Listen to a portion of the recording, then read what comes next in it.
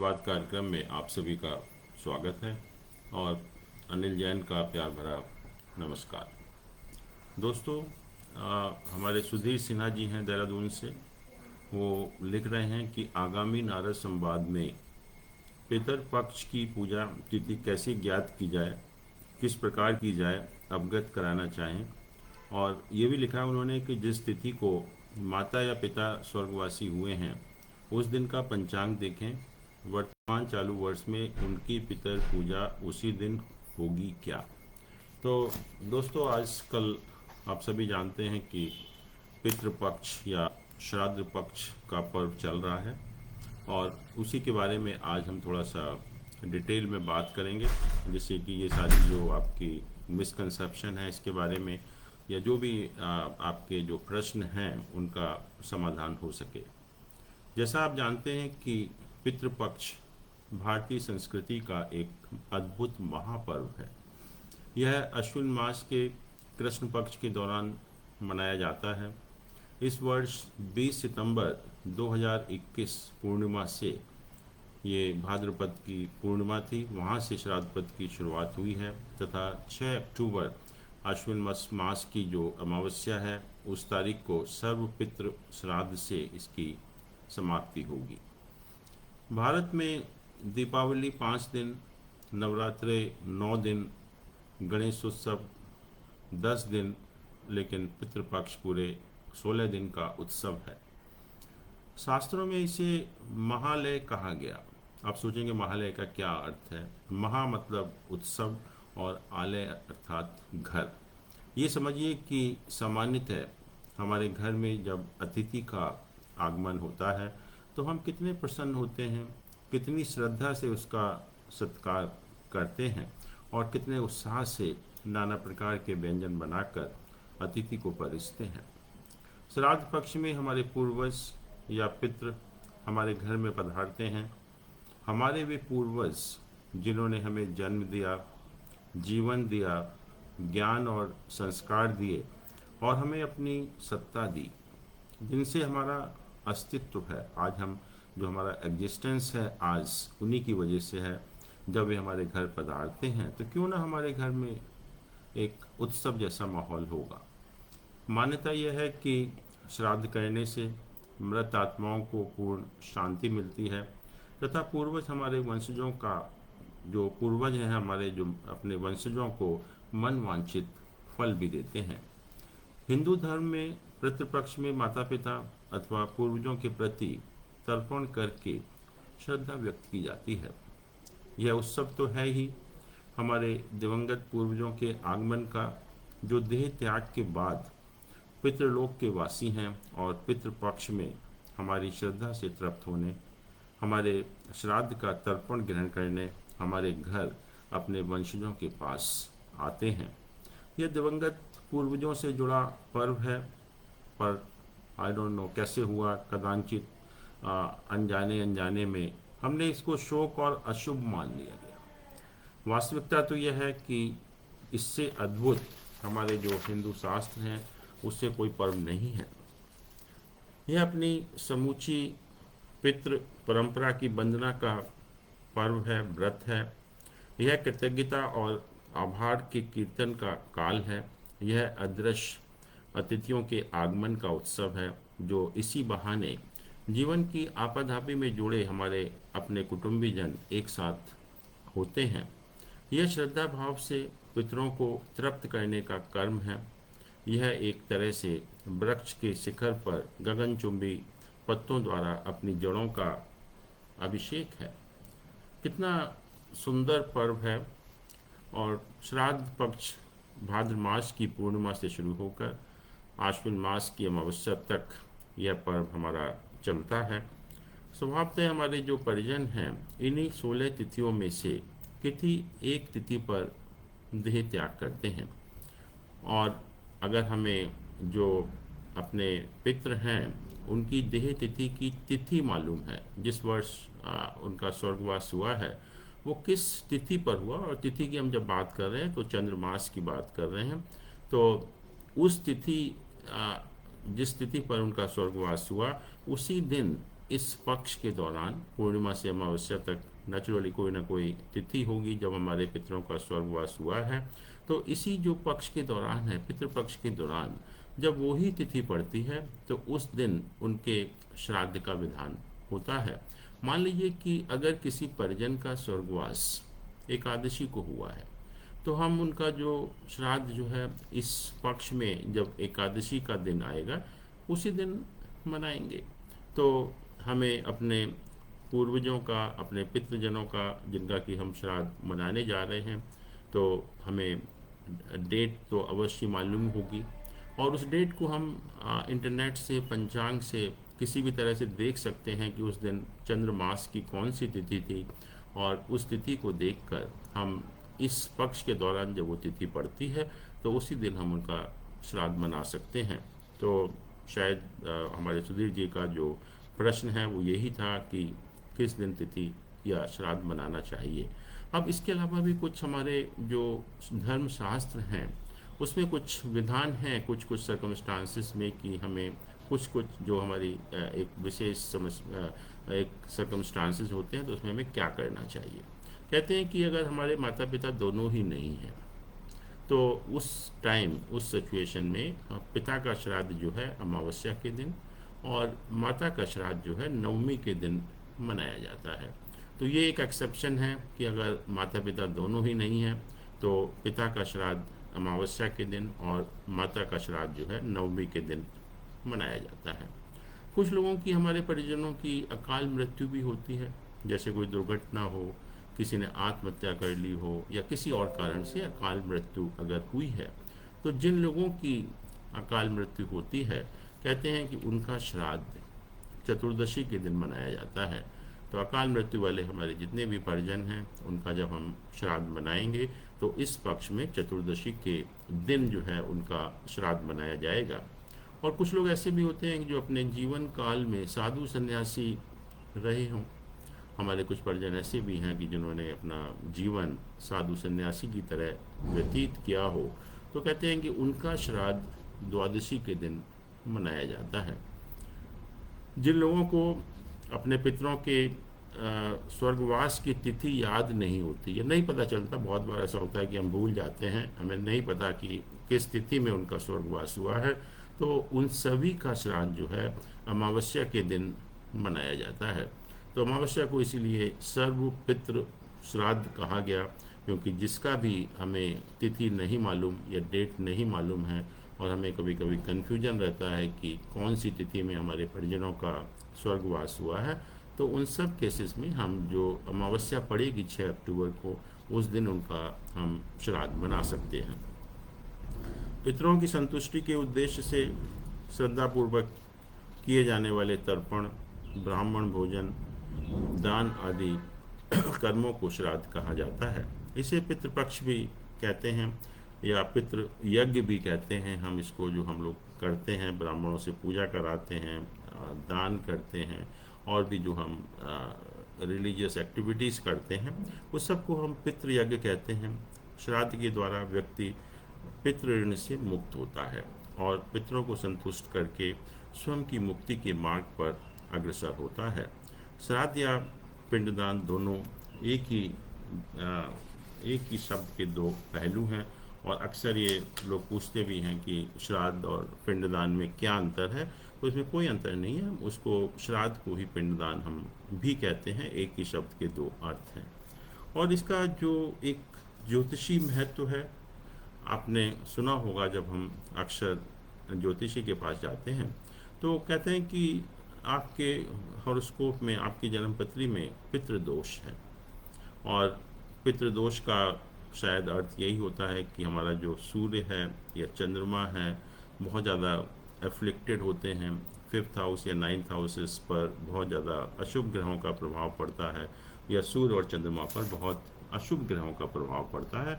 तो हम कहते हैं कि हमारे जो हॉरोस्कोप है उसमें जो है पितृदोष है। तो कहते हैं कि पितृपक्ष में पितरों का श्राद्ध करना भी एक पितृदोष का उपाय है और हिंदू शास्त्र में तो यही कहा गया कि अगर हम आपके हॉरोस्कोप में पितृदोष है और अगर आप श्राद्ध नहीं कर रहे हैं तो अगर आप पितृपक्ष के दौरान अपने पूर्वजों का, अपने परिजनों का अगर हम श्राद्ध करेंगे तो डेफिनेटली हमारे जो पितृ दोष है हमारी जन्म पत्री में, उसका भी एक उपाय हो जाएगा। अब क्वेश्चन ये है कि जैसा मैंने कहा कि हमने इसको बहुत अशुभ मान लिया। अब पता नहीं ये कहाँ से शुरुआत हुई कि हमने जो इस पीरियड को, जिसको कि हमने कहा कि महापर्व है, और इतना अशुभ मान लिया। और हम देख रहे हैं कि आजकल कि हम किसी भी मार्केट में जाते हैं, और शहरों के बड़े बड़े मार्केट, सन्नाटा छाया हुआ है। कोई व्यक्ति कुछ भी खरीदने के लिए तैयार नहीं है।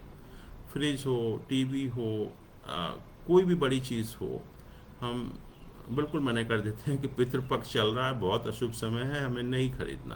और हमारी जो बिजनेस एक्टिविटी है पूरी तरह से रुक जाती है, स्टैंड स्टिल हो जाती है, और पता नहीं कितने करोड़ों रुपए का नुकसान होता होगा इस वजह से, क्योंकि हमारा एक माइंड सेट ऐसा बन गया कि ये जो पितृपक्ष है बहुत ही अशुभ समय है, इसमें हमें कुछ काम नहीं करना।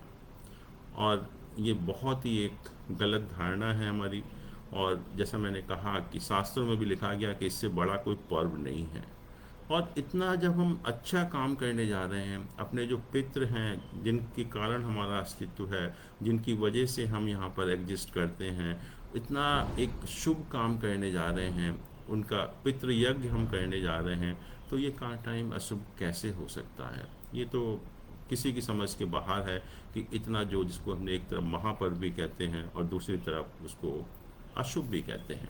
और इसका शायद कारण है, ऐसा नहीं कि बिना किसी कारण के हुआ होगा, इसका भी कारण है।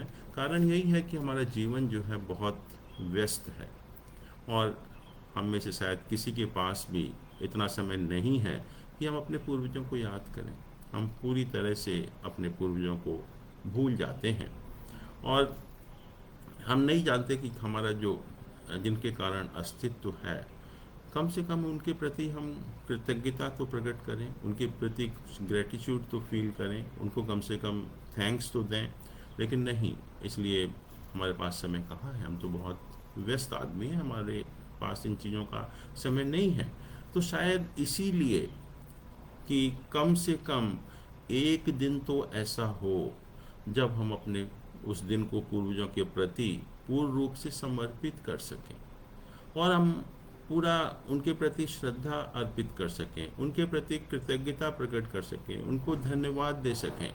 कम से कम साल में एक दिन तो हम ऐसा काम करें। और शायद इसी वजह से कि हमारा जो मन है या हमारा जो माइंड है वो विचलित ना हो, डाइवर्ट ना हो, हम पूरी तरह से, पूरी श्रद्धा के साथ, पूरी कृतज्ञता के साथ, पूरी डेडिकेशन के साथ अपने पितरों को याद करें, पितृ यज्ञ करें। और इसी कारण शायद ये कहा गया होगा कि ये समय बहुत अशुभ है, क्योंकि अगर हम शायद ऐसा नहीं कहते तो लोग नहीं निकालते एक दिन भी, जो है ये शायद पॉसिबल नहीं होता, क्योंकि जब तक हम धर्म का वास्ता नहीं देते, किसी शुभ अशुभ का वास्ता नहीं देते, जब तक लोगों की समझ में नहीं आता। और जैसा मैंने कहा कि ज्योतिष में या धर्म शास्त्र में बहुत सारी चीज़ें हैं जो कन्वीनियंस के अकॉर्डिंग, या जिनका जो पर्पज़ है कि जिससे हम पूरी तरह से डेडिकेशन के साथ, श्रद्धा के साथ, कृतज्ञता के साथ कुछ काम करें, और उनका महत्व है हमारी लाइफ में। अगर हम कम से कम, अगर हम अपने पूर्वजों के प्रति भी अगर कृतज्ञता प्रकट नहीं करते, तो आप सोच लीजिए कि बहुत अच्छी बात नहीं है एक्चुअली में। तो शायद इसीलिए कहा गया होगा कि हम पूरी तरह से समर्पित होकर इन दिनों में पितृ यज्ञ करें, श्राद्ध का करें, अपने दिन, एक एक दिन कम से कम समर्पित करें अपने पितरों के लिए। और शायद इसीलिए ये कहा गया होगा कि ये समय जो है और कुछ काम करने के लिए शुभ नहीं है। पर दोस्तों, हम अगर ये श्राद्ध भी करते हैं तो आप देखते हैं कि हम एक दिन करते हैं, ना कि 16 दिन। और एक दिन भी अगर कर लें तो मेरे ख्याल में हम बहुत अच्छा है, इतना भी शायद कोई कर लेता है तो बहुत अच्छा है। और बाकी 15 दिन तो करने का मतलब ही नहीं है। और बहुत से धर्म हैं जिनमें श्राद्ध होता नहीं है, श्राद्ध करते नहीं है, मान्यता नहीं है इसकी।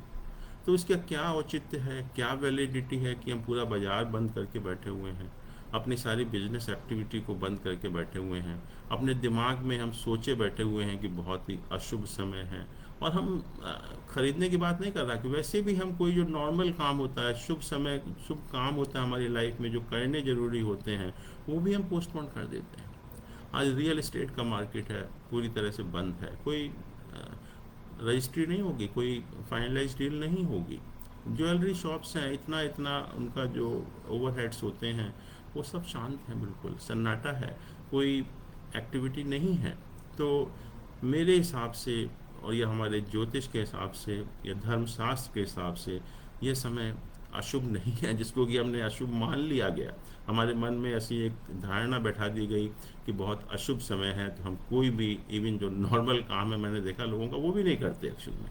और इसकी वजह से कितना नुकसान होता है, कितना बिजनेस का नुकसान होता है, ये शायद हम कभी सोच भी नहीं सकते। तो दोस्तों, इस पितृपक्ष को हमारे शास्त्रों ने कभी नहीं कहा, इसको तो महालय कहा, महापर्व है, इससे बड़ा कोई पर्व नहीं है, इससे बड़ा कोई उत्सव नहीं है।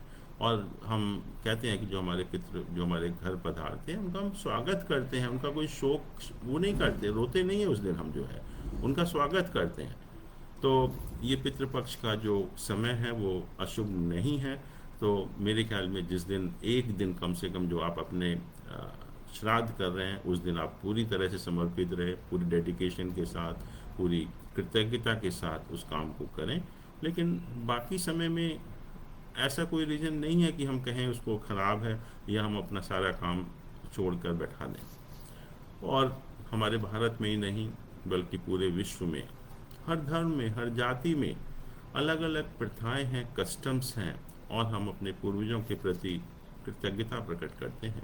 भारत का ही एक ये पर्व नहीं है, ये पूरी दुनिया में होता है। पूरी दुनिया के जो हमारा ह्यूमन बीइंग्स हैं, सब अपने पूर्वजों के प्रति कृतज्ञता प्रकट करते हैं, लेकिन कस्टम अलग अलग हैं, रीति रिवाज अलग अलग हैं, करने का तरीका अलग अलग है। और श्राद्ध पक्ष, हम जैसे मैंने कहा कि सिर्फ हम एक ही दिन करते हैं, और कुछ लोग श्राद्ध मनाते भी नहीं हैं। तो कोई ऐसा औचित्य नहीं है, कोई ऐसी वैलिडिटी नहीं है, कोई ऐसा जस्टिफिकेशन नहीं है कि हम पूरी जो हमारी बिजनेस एक्टिविटी है, या जो भी हम इवन हम महत्वपूर्ण निर्णय लेते हैं, हमारे नॉर्मल काम करते हैं, उनको भी हम नहीं करते। और मैंने तो यहाँ तक देखा कि कुछ लोग कहते हैं कि नहीं, इसमें हम नाखून भी नहीं काटते, इसमें शेव भी नहीं करते, इसमें बाल भी नहीं बनाते, इसमें सेक्स भी नहीं करते। और पता नहीं ऐसी ऐसी जो गलत गलत धारणाएं हैं हमारे मन में कैसे बैठा दी गई, इसको समझना बहुत मुश्किल है। बट जैसे मैंने आपको बताया भी कि हमारे शास्त्रों में इसको महापर्व कहा गया, तो ये समय अशुभ तो कम से कम नहीं हो सकता, जब हम इतना अच्छा काम, अपने पितरों का स्वागत करते हैं। और उनका स्वागत हम बहुत ऐसे नहीं करते रोने धोने से, जो है हम अच्छी तरह से जो है उनका स्वागत करते हैं। तो इसीलिए मेरा जो पर्पस था आज का, पितृपक्ष के बारे में जो हमारी गलत गलत धारणाएं हैं, हमारा जो माइंड सेट इस तरह का बनाया गया है कि ये बहुत ही एक अशुभ समय है। दोस्तों, ये अशुभ समय नहीं है। हम डेफिनेटली एक दिन, जब भी आप श्राद्ध करते हैं, उस दिन मैं कहूँगा कि आप पूरी तरह से समर्पित रहिए, पूरी डेडिकेशन के साथ, पूरी कृतज्ञता के साथ उस पर्व को या पितृयज्ञ को हम करें। और क्यों हम एक दिन ही करते हैं, हमें तो पूरे साल हमेशा के लिए उनको याद करना है। तो बट शायद वही जो बात हो रही है कि समय नहीं है, हमारे पास इतना समय नहीं है कि हम इतना सब कुछ कर सकें। तो यही कहा कि कम से कम एक दिन तो करिए, और जिससे आप बिल्कुल डिस्टर्ब ना हो, आपका माइंड डाइवर्ट ना हो। तो शायद इसीलिए कहा होगा कि आप और कुछ काम मत करिए उस दौरान, जो है सिर्फ पूरा का पूरा समय जो है उसी के प्रति आप डेडिकेटेड रखिए। दोस्तों, कुछ प्रश्न भी हैं, तो कुछ प्रश्न को हम लेंगे। एक ये मुरादाबाद से प्रश्न है, इनका जो डेट ऑफ बर्थ है वो 26 फरवरी 1970 है, और टाइम 1755 है, और प्लेस जो है वो अलीगढ़ है। इनका हमने और उसको बनाया।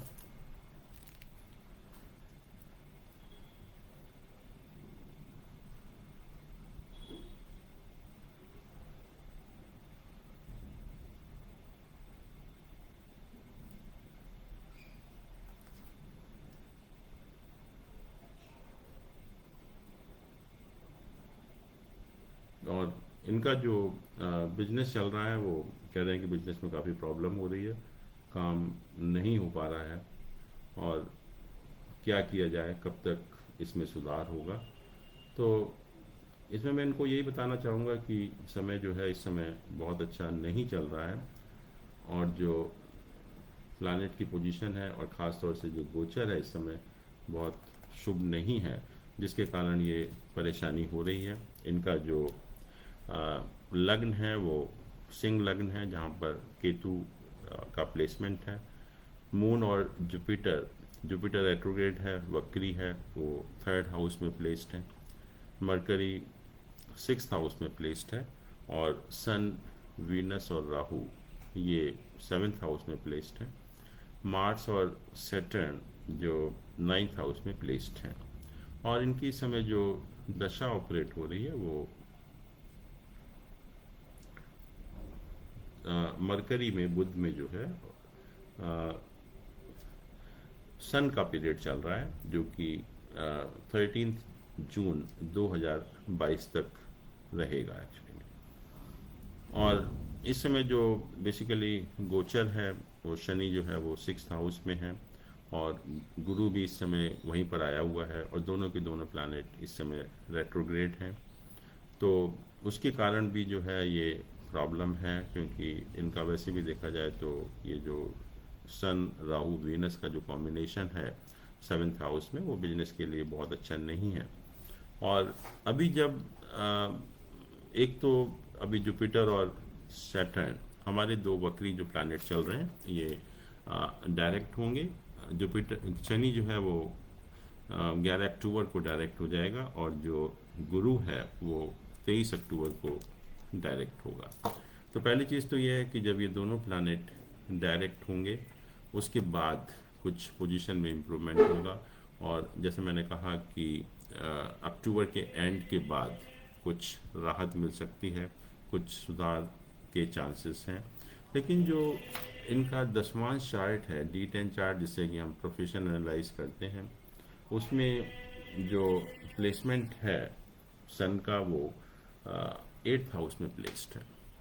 और कहते हैं कि जब कोई भी प्लैनेट पर्टिकुलरली दसवां चार्ट में जब 8th हाउस में प्लेस्ड होता है तो हमारे जो प्रोफेशन है उसमें कुछ ना कुछ सीरियस प्रॉब्लम आती है। जैसे हम मान लीजिए कि अगर हम सर्विस कर रहे हैं तो हो सकता है कि सर्विस हमारी छूट जाए, या अगर हम बिजनेस कर रहे हैं तो बिजनेस जो है वो बंद भी हो सकता है, बिजनेस में कोई मेजर चेंज भी हो सकता है। तो अभी जो लग रहा है कि अक्टूबर के बाद कुछ धीरे धीरे कुछ सुधार होगा, और सुधार होने के बाद जो है जब ये पीरियड ख़त्म होगा सन का सब पीरियड, उसके बाद हम देखेंगे कि जो तब जाकर अगर आपका पार्टनरशिप का बिजनेस है तो उसमें चेंजेस आएंगे। हो सकता है कि उस टाइम पार्टनरशिप ख़त्म होकर आपका जो बिजनेस है वो इंडिपेंडेंट रूप में शुरू हो, और वो पॉसिबिलिटी है जून के बाद। तो इसीलिए जो पोजीशन है कि अक्टूबर के बाद थोड़ा सा मतलब एक रिलीफ मिलेगा, लेकिन जो पूरा रिलीफ मिलेगा वो जून 22 के बाद मिलेगा, उससे पहले कोई पॉसिबिलिटी नज़र नहीं आती एक्चुअली। एक प्रश्न और भी है कि हमारे ये दिनेश कुमार जैन कुछ पूछ रहे हैं कि इनका रिटायरमेंट हुआ है अभी, और रिटायरमेंट के बाद जो है ये कुछ नौकरी की तलाश कर रहे हैं कि कोई अल्टरनेट जॉब या पोस्ट रिटायरमेंट कुछ जॉब इनको मिले, तो उसी की तलाश हो रही है, और ये पूछ रहे हैं कि कब तक उसकी संभावना है। तो इनका भी हमने जो हॉरोस्कोप देखा, इनका जो डेट ऑफ बर्थ है वो 6 अगस्त 1964 है, टाइम रात का 9 बजे है, और प्लेस जो है वो अलवर है राजस्थान में। इनका भी लग्न में शनि है जो कि रेट्रोग्रेड है, 4th हाउस में जुपिटर है, 5th हाउस में मार्स, वीनस और राहु का प्लेसमेंट है, और सन और मरकरी का जो प्लेसमेंट है वो सन और मून का प्लेसमेंट है 6th हाउस में है, मरकरी 7th हाउस में, और केतु 11th हाउस में प्लेस्ड है। इनकी जो इस समय दशा ऑपरेट हो रही है वो वीनस में मरकरी का पीरियड है, जो कि 21 जनवरी 2024 तक रहेगा। और अगर हम दसवां चार्ट में इनकी पोजीशन देखें वीनस और मरकरी की, तो उसका प्लेसमेंट बहुत अच्छा है। दोनों के दोनों प्लानिट, वीनस तो 10th हाउस में प्लेस्ड है और मरकरी जो है वो 4th हाउस में प्लेस्ड है, जो कि केंद्र स्थान है। और कहा जाता है कि जब दसवां चार्ट में जो प्लानिट केंद्र में होते हैं उनकी जब दशा ऑपरेट होती है तो प्रोफेशन में बहुत एक अनएक्सपेक्टेड गेंस होते हैं। इस टाइप के गेंस होते हैं जो surpass all your expectations also. तो पीरियड तो मैं कहूँगा बहुत अच्छा चल रहा है, बट जो दो प्लानिट हैं अभी इस समय, सैटर्न और जुपिटर, जो कि रेट्रोगेट चल रहे हैं। और जैसे मैंने बताया कि जो सैटर्न है वो 11 अक्टूबर को डायरेक्ट होगा और जुपिटर जो है वो 23 अक्टूबर को डायरेक्ट होगा। और इनके हॉरोस्कोप में सैटर्न रेट्रोगेट भी है, तो इसलिए जब सैटर्न डायरेक्ट होगा तो उस टाइम पॉसिबिलिटी है कि आपको बहुत अच्छा ऑफ़र मिलेगा। और उस ऑफ़र में जो मतलब आप जो एक्सपेक्ट कर रहे हैं उससे बेटर ही पोजीशन होगी। और आगे भी अगर हम देखें तो अप्रैल में जो शनि का गोचर है वो आपके लग्न में होगा, जो कि एक्वेरियस साइन है, जो कि एक बहुत अच्छा प्लेसमेंट है। और वो गोचर भी आपके लिए बहुत मैं कहूँगा हेल्पफुल होगा, क्योंकि वाकई में ही जो है वो गोचर बहुत अच्छा होगा। तो मैं यही कहूँगा कि कोई चिंता की बात नहीं है। और मुझे लग रहा है कि अक्टूबर के बाद आपको जो आप एक्सपेक्ट कर रहे हैं, जो प्लेसमेंट आप ढूंढ रहे हैं, बहुत अच्छी एक अपॉर्चुनिटी मिलेगी। और अप्रैल के बाद, अप्रैल 22 के बाद जो है और भी उससे अच्छा होने की पॉसिबिलिटी है। तो दोस्तों यही हम दो प्रश्न थे मेरे पास जो है। और मैं आपसे फिर रिक्वेस्ट करूंगा कि आप जो भी आपके व्यक्तिगत प्रश्न हो या ज्योतिष संबंधी कोई भी आपका प्रश्न हो, कोई आप समाधान चाहते हैं, कोई क्लैरिफिकेशन चाहते हैं, तो मुझे बहुत खुशी होगी आपके सभी प्रश्नों का उत्तर देने की कोशिश करने की जो है। तो दोस्तों फिर हम अगले इतवार को फिर मिलेंगे, तब तक के लिए आपको धन्यवाद, नमस्कार।